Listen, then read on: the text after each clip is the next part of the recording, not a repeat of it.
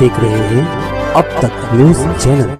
Unique academy computer and coaching classes, जहां nursery और junior senior KG classes से लेकर 11वीं और 12वीं जमातों के लिए कोचिंग क्लासेस जारी हैं। यूनिक एकेडमी में ऑडियो और वीडियो स्क्रीन का इंतजाम भी किया गया है। 5वीं, 6ठी, 7वीं और 8वीं जमात की स्पेशल क्लासेस भी जारी हैं। उर्दू, इंग्लिश, मराठी और मैथ्स की बेसिक क्लासेस भी जारी हैं। लड़कियों के लिए बिल्कुल सेपरेट क्लासरूम। यूनिक एकेडमी में अपने बच्चों का एडमिशन करवाएं। हमारा पता याद रखिए, शहीद अब्दुल हमीद कुसुम्बा रोड, निहाल नगर पुलिस स्टेशन के सामने, मालेगांव।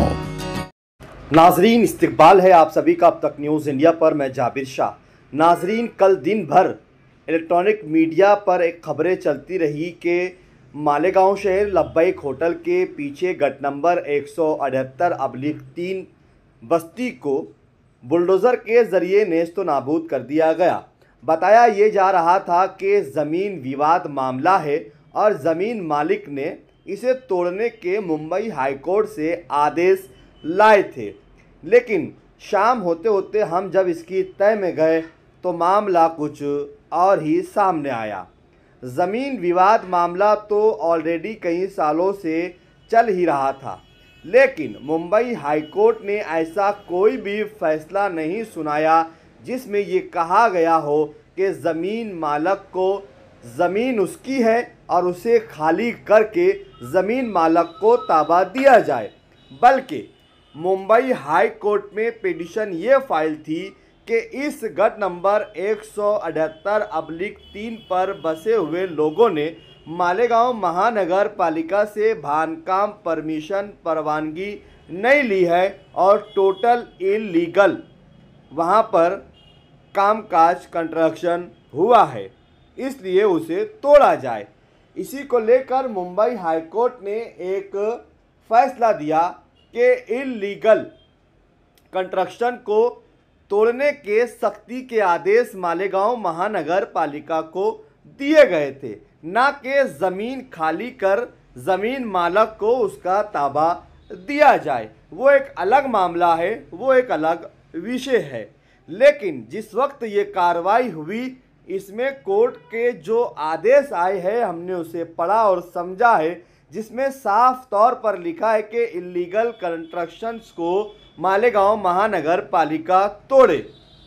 अब सवाल ये भी पैदा होता है, क्या मालेगांव महानगर पालिका हद्दी में सिर्फ 178/3 की ही झोपड़पट्टी इलीगल है क्या? ये भी एक बड़ा सवाल है। मालेगांव महानगर पालिका हद्दी में बड़े बड़े कंस्ट्रक्शन इलीगल हुए हैं। बड़ी बड़ी इमारतें हैं, कहीं हॉस्पिटल्स है, कहीं सोने की दुकानें हैं, तो कहीं नगर सेवकों के घर भी बिना बांधकाम परवानगी के 4-4 मंजिला 3-3 मंजिला आरसीसी सीमेंट कंक्रीट से काम हुए हैं।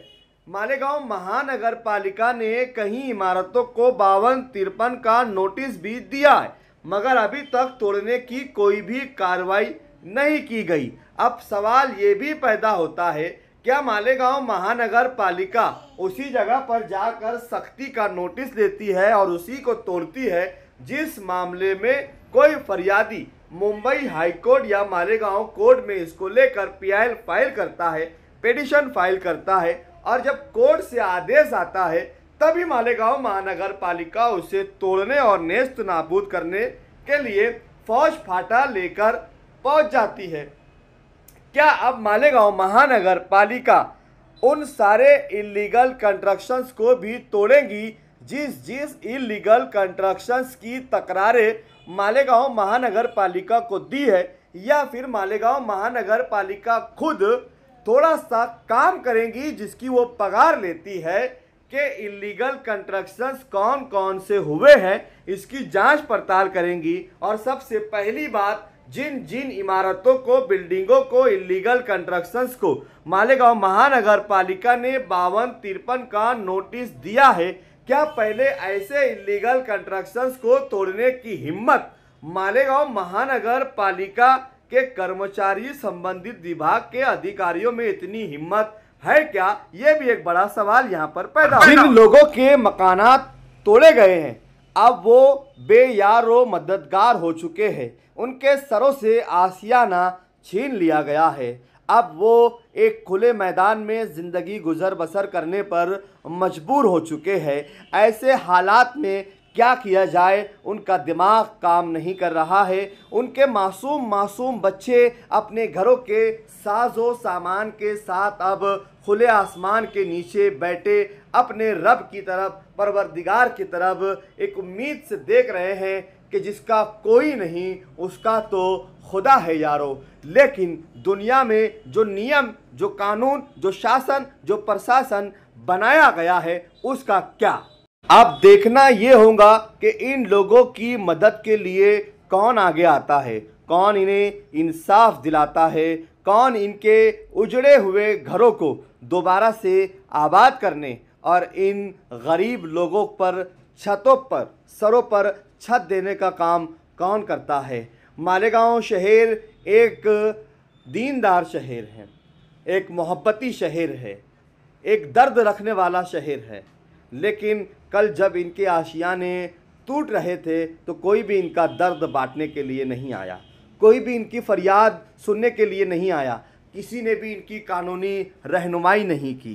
कोर्ट का आदेश अतिक्रमण लेकर तोड़ना था। अतिक्रमण म्हणजे इलीगल